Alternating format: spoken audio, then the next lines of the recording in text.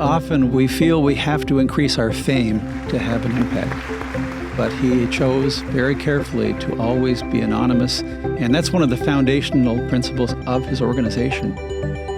It's hard to think of someone who's had more of an impact on the world today in terms of people he's helping today.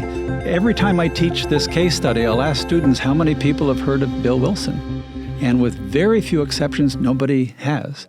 The people we study in the Changing the World course, at some point in their life, shift from personal ambition to mission. And our students, I think, are quite captivated by learning about these people.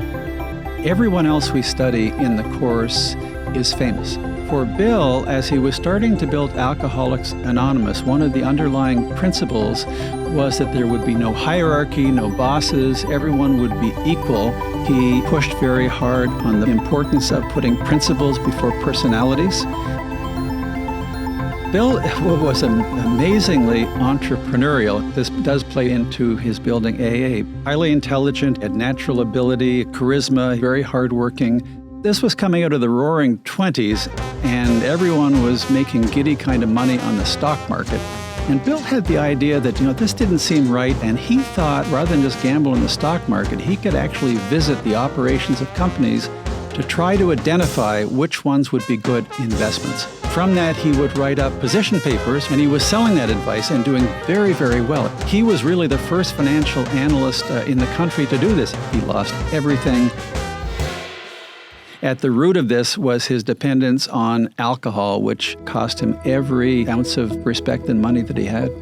He was basically sent to the hospital 1, 2, 3, 4 separate times in absolute broken down alcohol state, on the verge of being committed to an asylum for the rest of his life.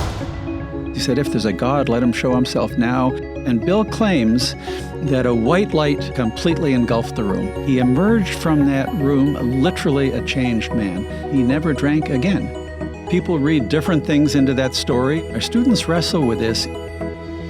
You could actually think that he really may have been chosen or predestined to do what he did in the world. Certainly his wife Lois and Bill himself did feel he really was going to make a difference in the world.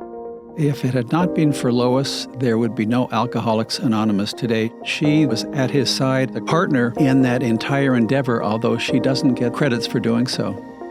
He had learned from the Oxford group that the important critical piece was to get people who had experienced the same thing as him together to talk to each other, and there was no substitute for this. The lesson in the 12 steps and the 12 traditions is the importance of having foundational principles that really underpin any organization and don't change over time. And importantly, set very clear boundaries in terms of what the organization would not do. Everybody knows someone who's an alcoholic.